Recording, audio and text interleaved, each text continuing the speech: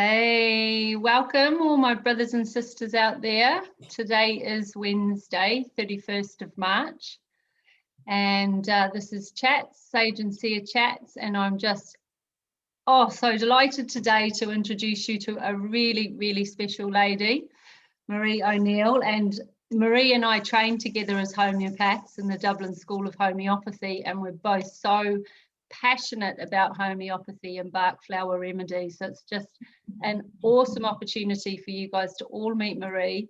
She is also a qualified nurse and a midwife, and she's also spent time teaching those two things to students.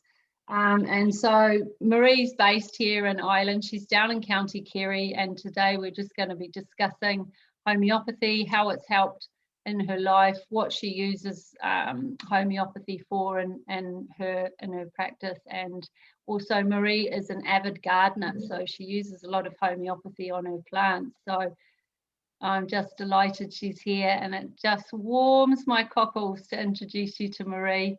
You're very, very welcome, Marie. How you doing? Hi, Janie. Where are your cockles? Where do you keep your cockles? In my heart, of course, in my heart. It's in your heart. How are you anyway? I'm great. I'm so excited. This, it's really, really just, I guess both you and I and the girls that we trained with, we're all on a mission to normalize homeopathy and to just make the world understand how incredible it is as a system of healing. And there's just so much scope to it, and there's so much potential. And I think, we discuss this often, is that if homeopathy didn't work, why do the pharmaceutical companies spend so much money and time trying to discredit us? It's so true. It's so true. Yeah. Yeah. So I guess, Marie, let people know a little bit about yourself. I've introduced you, but maybe you can just let them know about what your kind of, I guess, your lead up into homeopathy. That's always a really interesting story, is how you found homeopathy. And then there maybe just chat, about your practice and yeah. Well, I was born in England and I grew up in Los Angeles. My parents were both Irish. So growing up in Los Angeles was very different from growing up in Ireland, because we kind of grew up in West Hollywood. We grew up with all the seeing the stars, the big houses, the big cars, everything. And then in the 70s, we moved back to Ireland. It was very organic. It was very I used to milk cows and goats. And at that time, I was only 21, I think. And I came back and I changed from Hollywood to the country in Kerry, the countryside. But it was fantastic, because even as kids, we came back to Ireland, always on holidays, about every 3 years. But so then I worked in a pub for a while in Ireland. We had a pub, down in the County Kerry, in a place they call Tralee. So anyway, so I worked in a pub for a couple of years, and then my mother says, well, I don't think this is for you. Go off and find sow your wild oats. So I went off to England and I studied nursing. And it wasn't really, I remember at the time I used to get panic attacks and everything.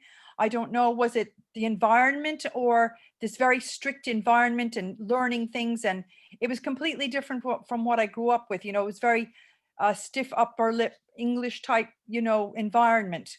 Yeah. So how would the panic attacks manifest? Because that's something a lot of people suffer from. So was it like a breathlessness or? Yes. Yeah. Well, it was usually when I'd be put, let's say I was a student nurse, and when the nurse in charge would close the door, and it was like we had to perform, we had to give a report, about the patients. Okay. And this feeling of being trapped, and especially too, if I had to explain who I was, because I had been living in Ireland, Irish parents, American, and then I'm in England. And if people said, oh, you have an American accent. How did you get that? And then Yeah. trying to explain myself, who I was. So I think I was a very confused young person, you know, Yeah. loss of Yeah. identity, huge loss of identity. Yeah. So then, I wanted to come home. I wanted to finish nursing, but my mother said, stay there. You're not coming home to Ireland. Go and finish the nursing. So I did. And I got through it. And then went on to do midwifery.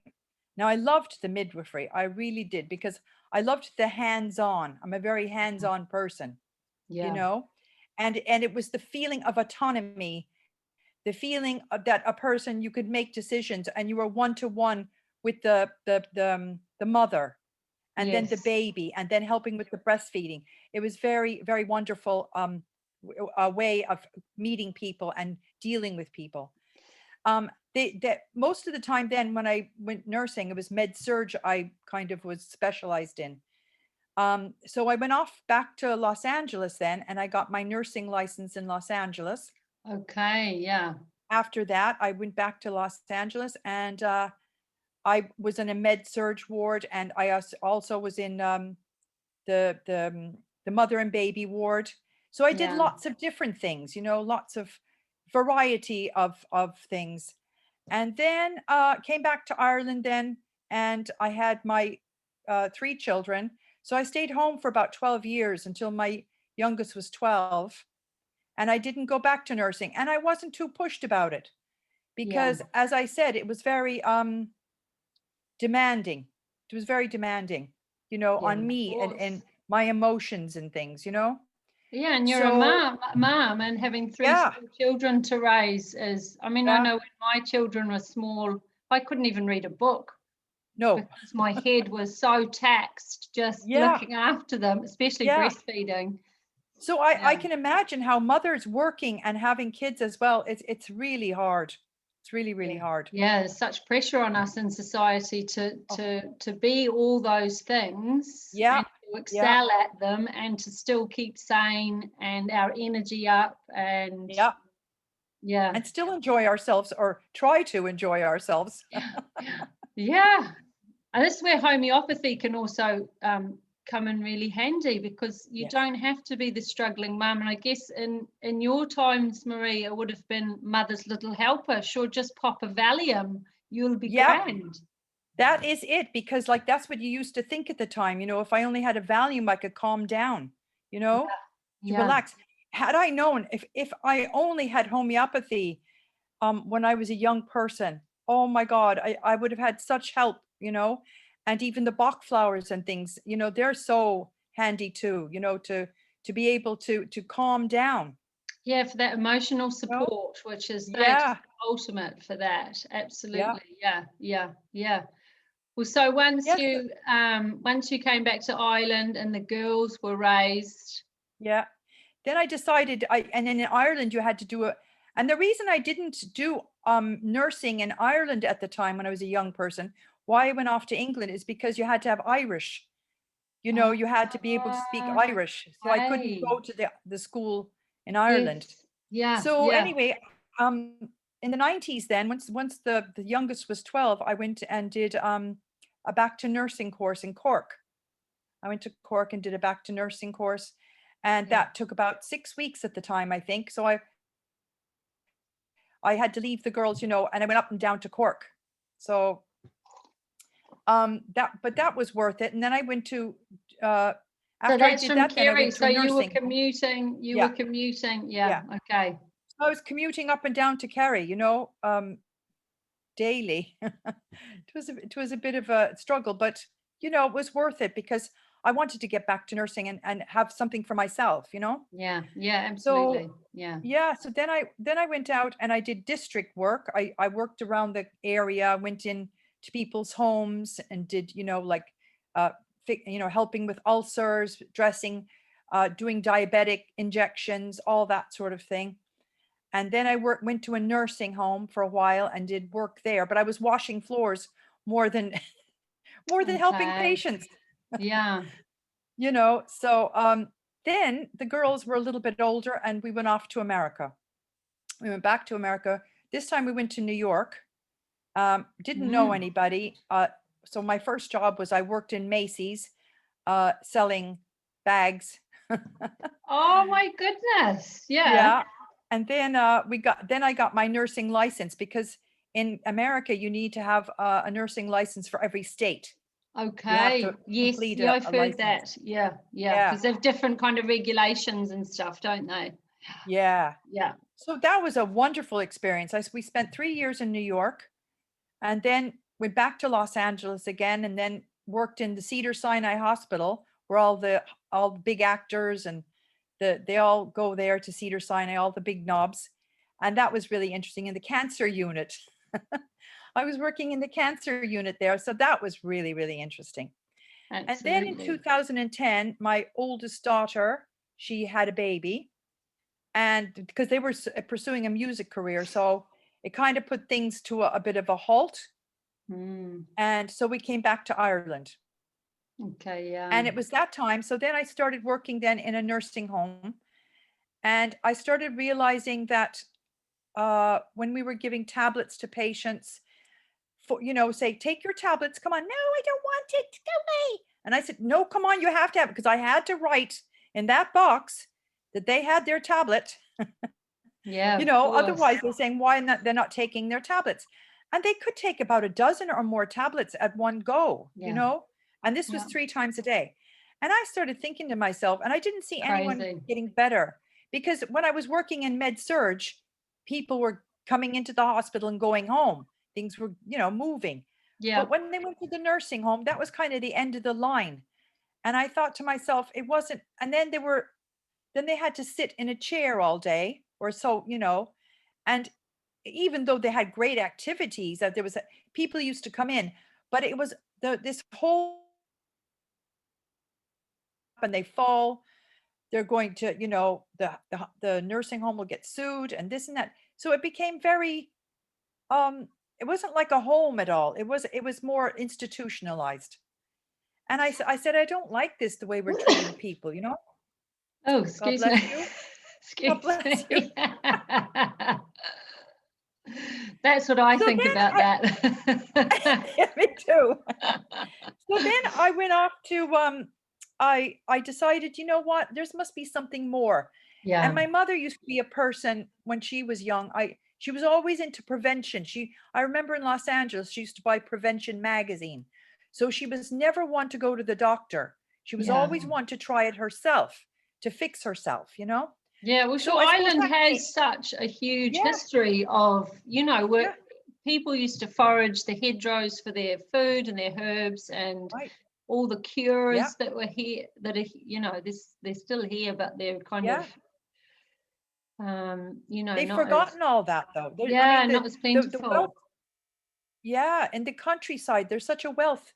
But I know it's with sprays and things, it's kind of not as healthy. You have to be careful now where you pick up your herbs and things, Well, yeah, everything is But covered in poison now, isn't it? poison. Yeah, Yeah. yeah. The Yeah. whole environment has been So altered by the onslaught of spraying, and the way that people farm now is just, yeah, yeah. yeah, But the thing is, I think, Janie, there's a move back to more natural methods. yeah, I think there's a absolutely. move towards it, I think particularly, with the climate that we're in and the year that we've all had, that has been one of the motivating factors for people to learn to grow their food again, and Yeah. spending that's been one of the benefits of lockdown, is that people have gone, like yourself, your greenhouse photos and your garden photos have been Yeah. amazing this past I year, know. because you've had the time to spend in the garden, and to, That's right. even people that have never grown a thing in their life. I've seen Yeah. people's gardens, and they've got tomatoes and lettuce. Things are simple to grow. It's I not know. difficult to So grow simple. food. It's just it's a And skill that's been robbed from us. and even on Facebook, the number of gardening groups that have popped up, and Yeah, then people getting together and helping each other. There's like groups that will say, we're going down to this person's house today. We're going digging for the day, and helping them start off their gardens. So it started a great movement of community. I know it's been terrible and hard on, but like you say, there's been a lot of pluses as well, Yeah, you know? absolutely. Yeah. So you were noticing with your patients in the care homes that it was just Yeah. this probably a really kind of slow progressional kind of decay into, that next stage of our Yeah. passing over, Yeah. and so heavily medicated that you're kind of almost keeping people alive.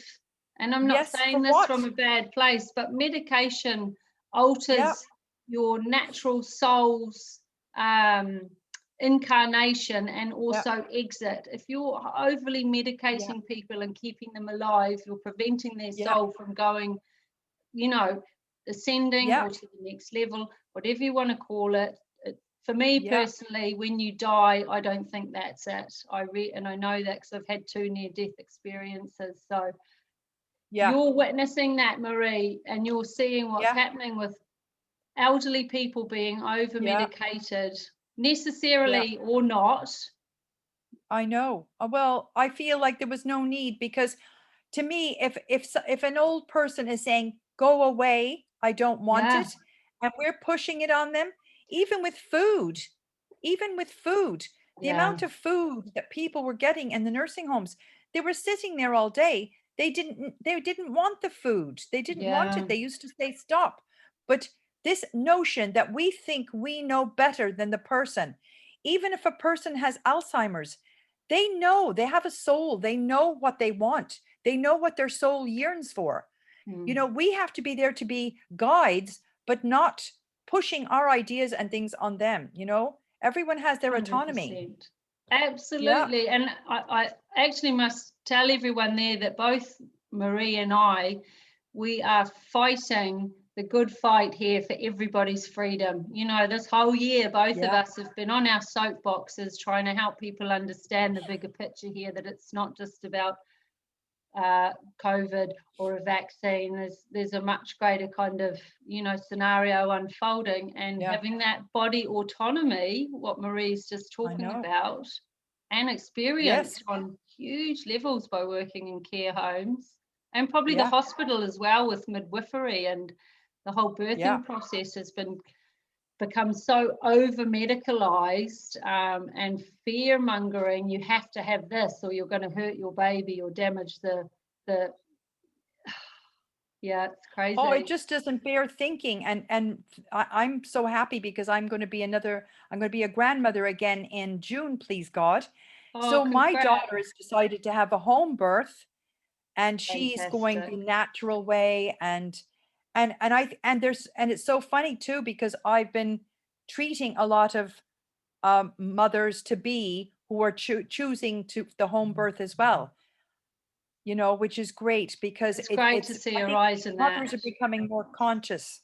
Yeah. Yeah, there's some amazing. Actually, I will link some of the Irish home birthing websites and everything onto the talk, because let's segue into this, Marie, because obviously you have so much knowledge as a midwife and a nurse, and also combining that with the homeopathic Yeah. information.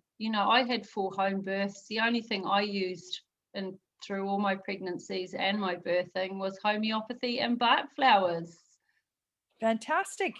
Yeah, Yeah, you can't beat that. I know. Yeah, and I mean, it sounds crazy even saying it, because like I just said, that everything has become so medicalized, and that Yeah. power for the women to give birth has Yeah. been taken away from us. And you kind of shoved into this room and you're on the clock, and everyone's coming Yeah. in and testing you and taking the baby's heartbeat, and Yeah.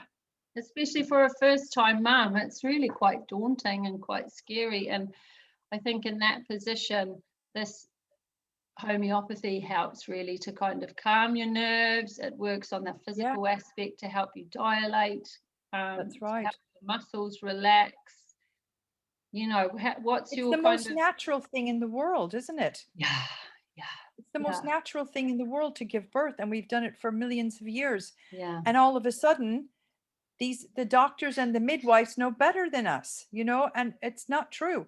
And then to be lying on your back, the most unnatural position in the world to try. I mean, can you imagine going to the toilet on your back? Yeah. It's Defies really, gravity, doesn't it? There's no yeah, sense in it at all. no, Yeah. Legs in no the sense air, in it. on your back. So already, even anatomically, you're kind of preventing the pelvis girdle from opening. Yeah, yeah. I mean, the pressure alone will help you, help you to give birth, Absolutely. I am So aware that anyway, has changed, though. They do let women now kneel on the bed, or yeah, that's definitely been something that's progressed. But I yes, think the amount of intervention that's happening now is probably worse than ever before. And you've probably ever seen the kind before. of progression of that, Marie. Yes. Well, the thing is, you see, I was a trained midwife. I trained in England, and as a midwife there, I mean, I have the old ways, which was, birthing on their backs with the legs up, in the air, having no power really.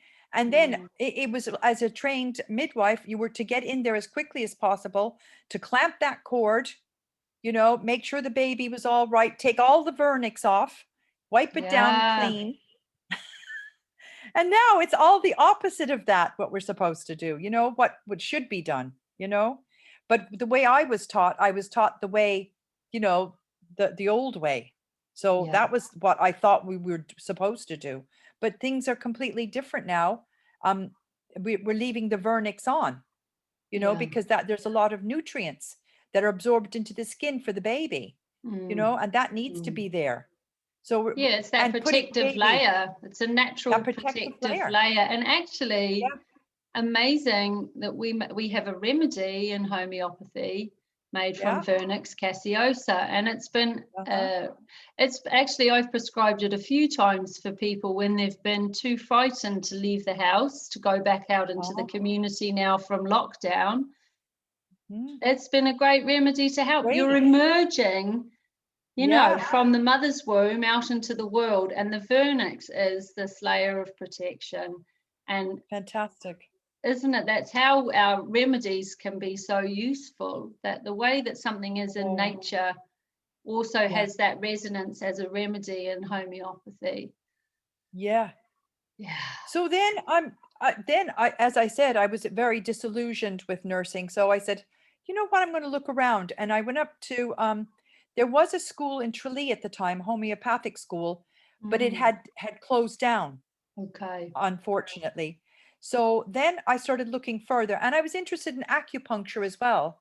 So I went up to, I think in the same, the Irish School of Homeopathy, they had a Chinese medicine school there as well that was Oh, going on. great. Yeah. And I went in there, and I went one day to a lecture for acupuncture, and I found it really fascinating. Yeah, it But is. then, oh, fascinating. I said, wow, this sounds good. But the following weekend, then I had, there was a lecture going on by Brenda Collier Oh, I in love Cork. Brenda. She's Uh-huh. amazing. Yeah. And I attended that with a bunch of other people, just to hear. It was an introduction to homeopathy. And I don't know, the way she said it, the way she was talking about homeopathy, and I had never heard of the word before. I mean, I'd been Right. like, what was I, 60s? I Wow. was in my 60s, and I'd never heard of homeopathy. Wow. Amazing. Haven't Yeah. you? I didn't know that. No, I had never heard of it in my life. In fact, when I looked up about it, when they said it was in Tralee, and I said, what is it? And I said, a substance that's made from nothing, creates this wonderful energy. I said, what? And there's Yeah. nothing left in it, and yet it moves. The And I said, what is paradox. it? Yeah. Yeah. Yeah. Yeah. Yeah.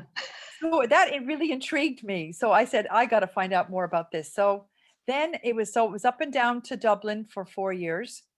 And every weekend I was amazed. Every weekend that I spent in the school, I said, oh my God, the world needs to know about this. This is Yeah. amazing. you Yeah. know And it was And only we had those 4 such a years. great class. I did my Yes. first 2 years, actually, I was in a different class to Marie. And then at the end of my second year, I was ready to give birth to my 4th child. So I ended up taking a year off. And then I went back the following year and joined Marie's class, and 8 of us, all women, amazing sisterhood is formed. We're all still very close, and all, I think it must be 6 of us are practicing at the moment. So that's a really high ratio in terms of training, isn't it? Because a lot of homeopaths train and then they don't practice. And I was discussing this with somebody the other day. So I guess for the viewers here, that is 6 out of 8 people practicing is, it's an incredible amount. That's fantastic, really, isn't it? Yeah. And everybody's really busy as well. Well, the thing is, I mean, for like, we finished, was it 2017 we graduated? We graduated, yeah. And then, of course, I had got a job in the meantime, tutoring healthcare support. So I was teaching people who want to be nurses and healthcare workers. Yeah. So, and it's only this year that's actually pushed me and saying, okay, because every year I was saying, I suppose I should start my homeopathy practice, but the job coming, the money coming in, steady money coming in, and it was easy. I knew what I was doing. Everything was just laid on for you. It becomes very difficult to make that transition. Yeah. So in that sense, the year that the lockdown caused me to say, okay, what are you doing with your life? So that has made the transition for me. I think it's really important to note as well that, like I said earlier, Marie and I are both kind of, I guess, bringing the message of freedom and autonomy. And one of the reasons Marie decided to stop teaching was because they were forcing her to wear PPE gear and to wear a mask while you were teaching. And how did that turn out for you, Marie? Well, they said I'd have to wear a mask. And I said, well, I'm not going to wear a mask, but I can wear a visor. And they said it was okay. And then it was time to go back to school, because at the end of 2019, was it 2019? Yeah, we finished, or was it 2020? Last year, 2020. Yeah, we finished the course online. We finished the course online at the end of 2020. When September came, then they said, we could start back, but then they said a face shield wasn't good enough. I don't know how you're supposed to talk to people and teach them with your, that's your expression. And the way to me, the way you teach is to see the people want to see the expressions. And that was so important. And I didn't mind the social distancing if that was necessary, even if they wanted to put a plastic shield in front of me. But this mask thing was not for me. I wasn't. Yeah. Because to me, it was something that, it wasn't about the virus, because I know that masks really don't work.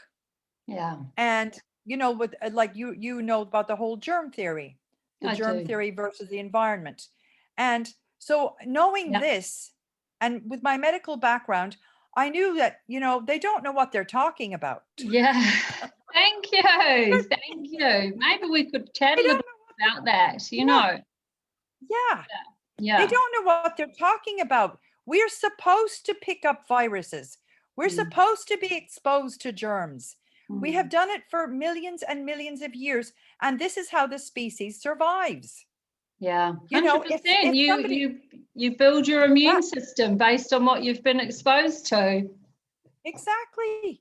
Yeah. And putting yourself in a sterile environment, if you go out, then you're just going to be hit doubly, especially if your immune system is low. If you spent a year eating crisps and cakes and everything else and not in boosting your immune system, you've just covered yourself in gel and you've worn masks and you social distance. How do you expect to survive? You're not. You have to be exposed to germs and viruses of every description. Yeah. That's the only way the human person can survive, you know?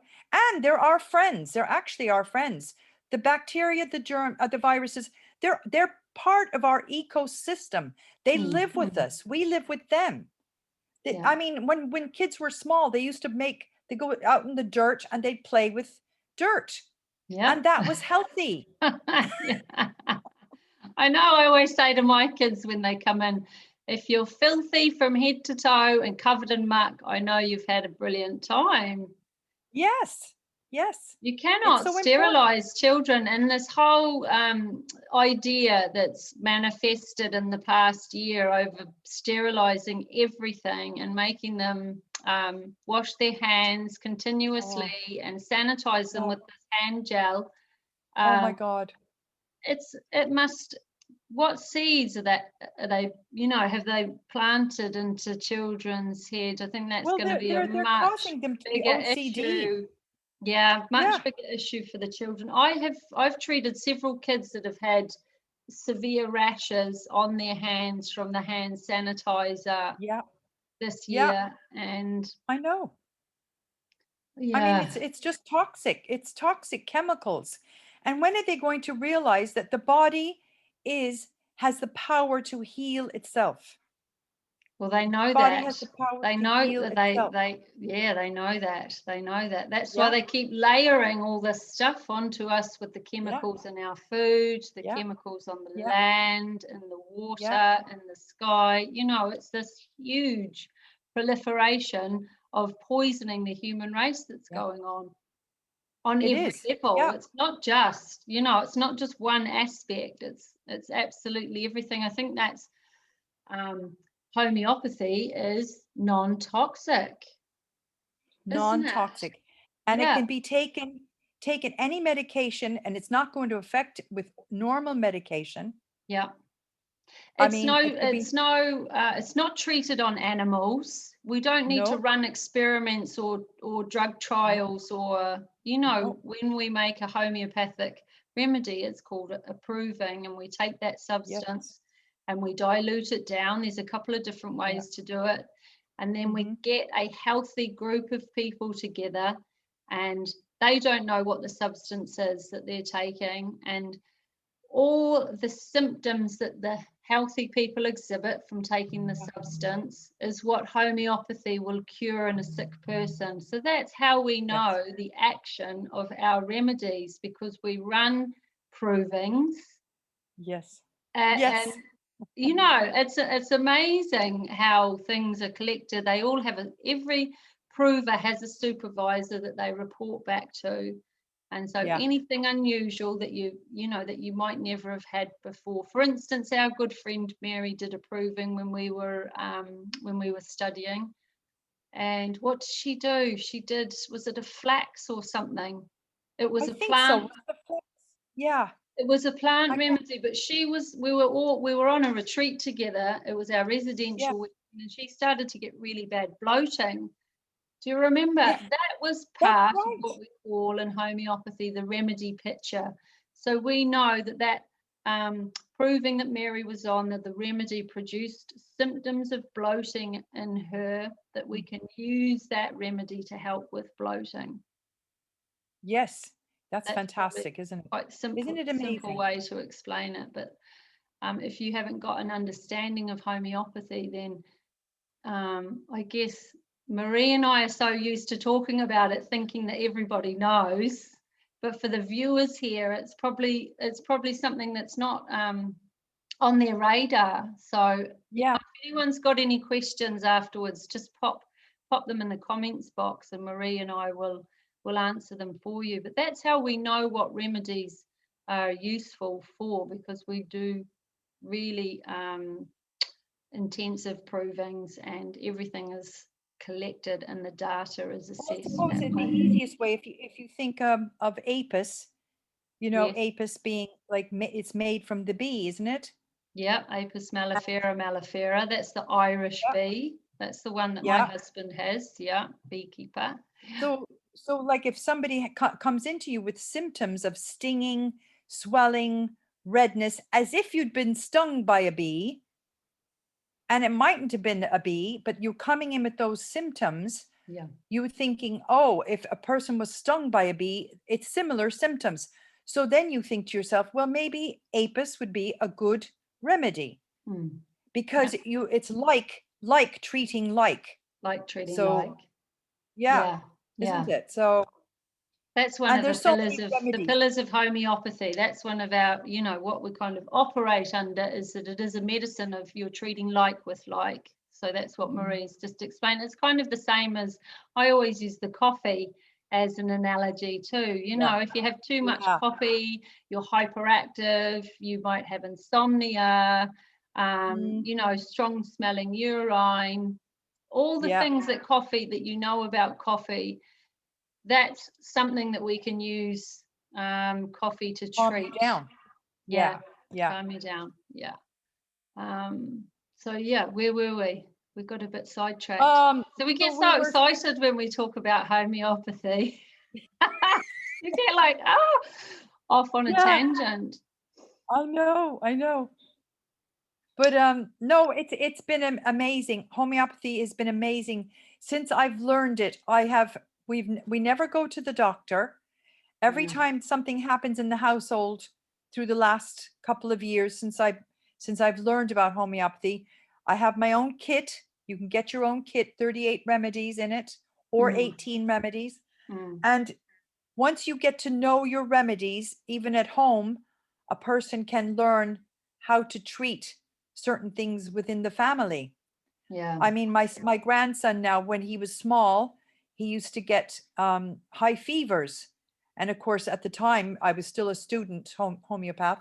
I learned belladonna was good. Well, that used to work a treat every time. The minute I give the belladonna, he'd after a few minutes, he'd go off to sleep, and I'd go in and check him, and he was cool. That you'd feel his head, the temperature had gone, and he was sound asleep. And it worked every time. It's just an amazing.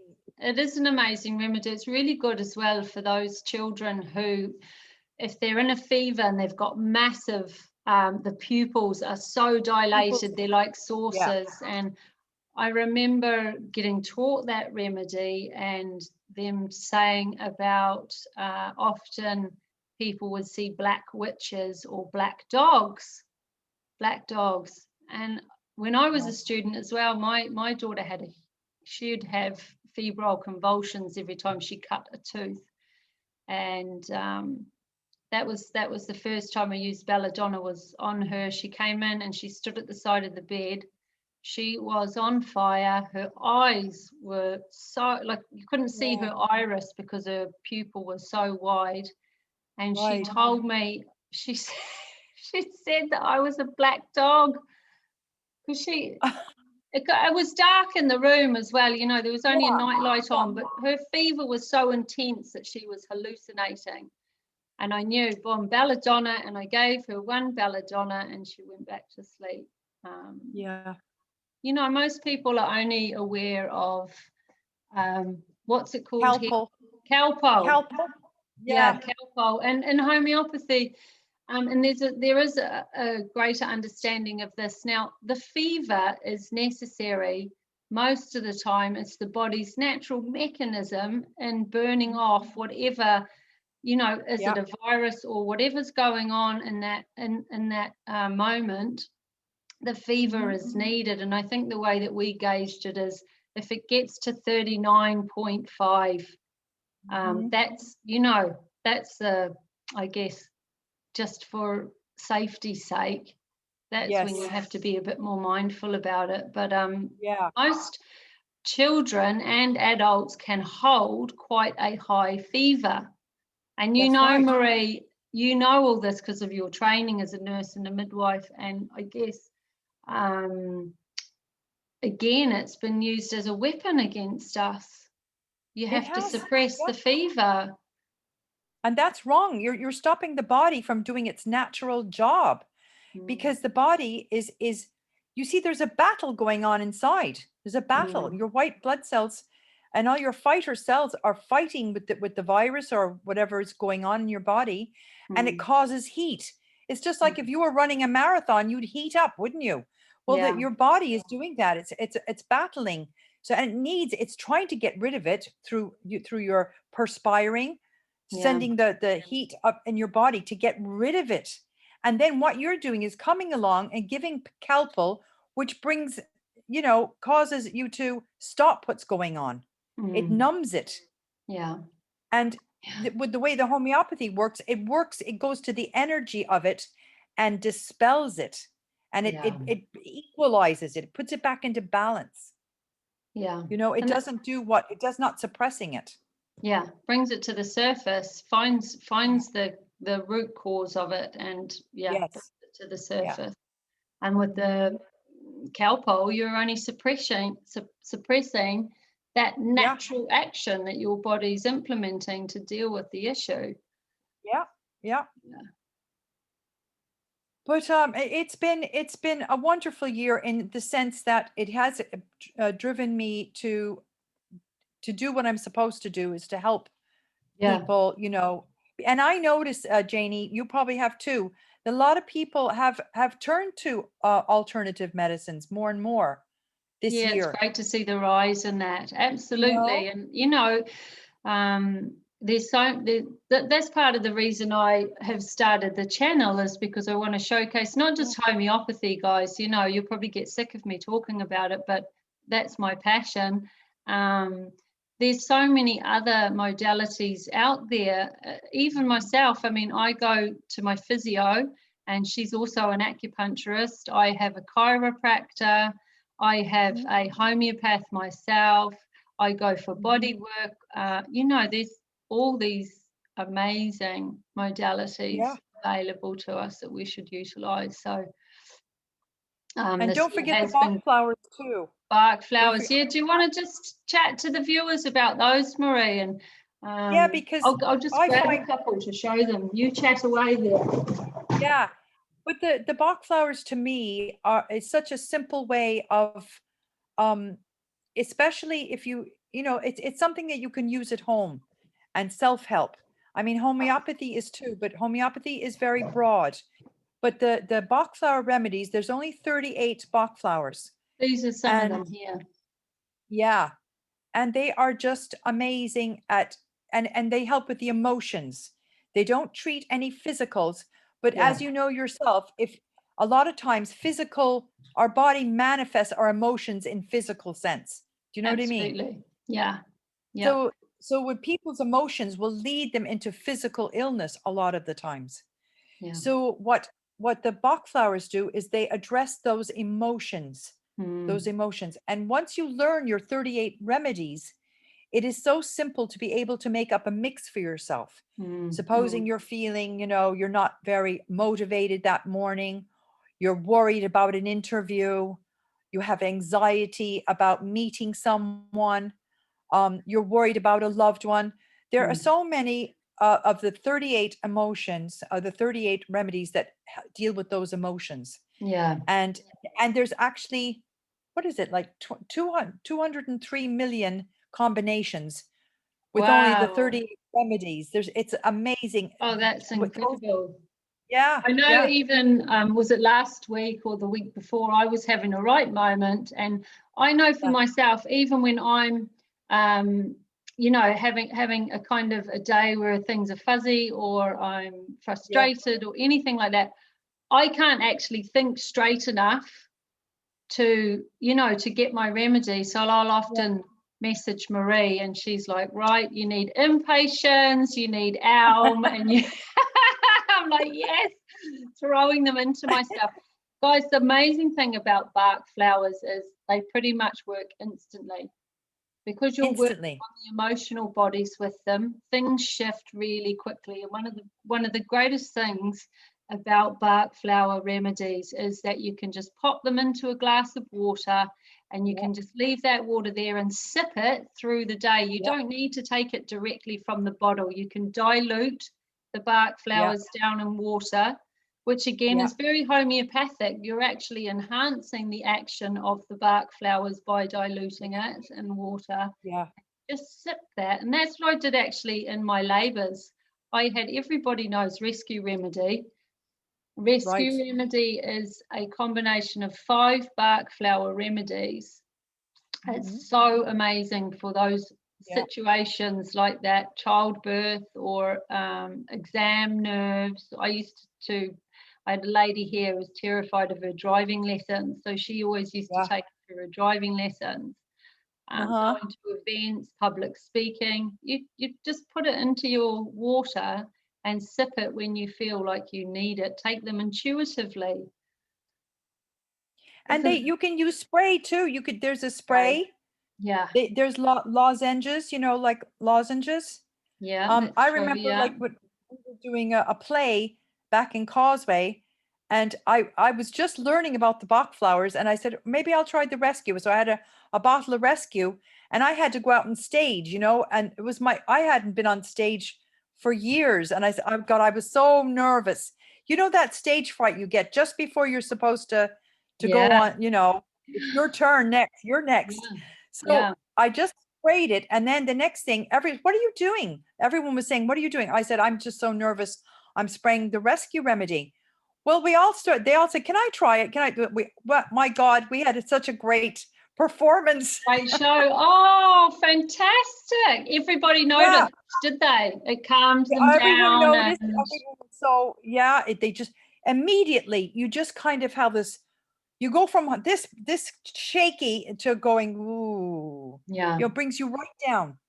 it's such And yeah, that, I mean, actually, for the times that we're living through at the moment, yeah, Bach flowers are incredible, guys. So if you want yeah, any information on them, or you want to know which ones to take, yeah, either Marie or I can help you with that. yeah, It's a matter of us just taking your case and yeah, prescribing them based on your needs. But there's yeah. so much anxiety at the moment. My practice has been crazy. I mean, I've always kind of niched towards anxiety anyway, but this particular year, oh my goodness, it's been A lot of mental really illness now too, so much, Janie. so A lot of much. depression, you Yeah, know, yeah, yeah, yeah. Low people mood, being overwhelmed. Huh? overwhelmed, lack of Overwhelmed. motivation, just even Yeah. that kind of will to get out of bed Keep in the going. morning. Yeah. To keep going. Yeah, so if anybody's had kind of even dark thoughts, even really Yeah. kind of heavy weighty thoughts where you're not going to do anything serious, but those thoughts are Yeah. still there, so the Bach flowers are incredibly powerful to help those shift through your Yeah. system and to dissolve, and it's something Yeah. like you Those might have to emotions. take a Bach flower every day, 4 times a day for a week, and then you Hmm. start to drop it down as you notice that you're feeling stronger and that your emotional well-being is coming back to kind of equilibrium. It's not That's something right. that you're on for your whole life. You just take it No. as required. And that's the Those, beauty. That's the beauty of the Bach flower remedies. You just take as needed, really. yes, You just take yeah. as needed. Yeah. The other thing about those is they are preserved in alcohol, but if that's You an can issue, get alcohol free. we're mindful of that as homeopaths. Then, if that's the case, we make a non-alcoholic version Yeah. of the remedy for you to Yeah. take if there's been any alcohol issues in your past or current Mm-hmm. situation, or you're worried about giving them to children. Now look at Mm-hmm. a couple of drops of this in a glass of water is not going to have an impact on a child, if that's a Anyway, concern Janie, of yours. you can also put them on the pulse points, and you can Yes, put them in a spray as well. right. Yeah, just mist around Yeah, the mist. person. Yeah. Yeah, you still, Yeah. that's, and that's a bigger thing as well, is like our energy bodies are out here. So by what Marie is saying, by misting them, it still has an impact because your energy bodies are absorbing the remedy that way. That's right. So Yeah. yeah. Well, we might leave it there, Marie, and I think so. I think we've done good. yeah, we've done great. It was just awesome to chat to you. And I think if any of the viewers, Yeah. you're working away at the moment, and you're doing online consultations. So I'll link Marie's information into the video, and you guys can access, Marie from there. And if you want any questions arise, guys, please feel free to put them in the comments below, and we'll check back in and answer those all. But thanks very much, Marie. It was really great to chat to you. Thanks for all your wisdom and insights, and really looking forward to seeing you when we can meet up again.